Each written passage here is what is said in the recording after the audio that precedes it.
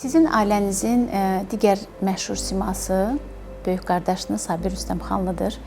Onun qardaşı olmaq sizin üçün hansı çətinliklər və yaxud üstünlüklər yaradıb həyatınızda?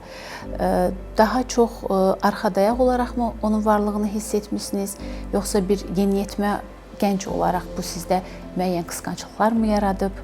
Necə təsvir eləyərsiniz onun varlığını həyatınızda? Burada əslində mənim bu haqda danışmaq istəmədiyim bir temadır bu. Çünki onların hər birisi var.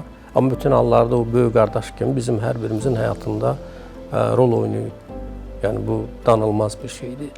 Və nəinki bizim, ümumiyyətlə bütün ətrafın, regionun, bundan, yəni bir adam necə sıfırdan çıxar, o da o yolları keçib axı yəqin ki və ən ağır şeyləri o görüb, yəni o aclıq dövrünə də düşübdür. Məncə daha ağır dövrlərdən keçib gəlibdir. Nəinki bizlər daha, yəni biz artıq var olan bir yolla gəlmişik, cığırla gəlmişik, amma o olmayan bir yerdən.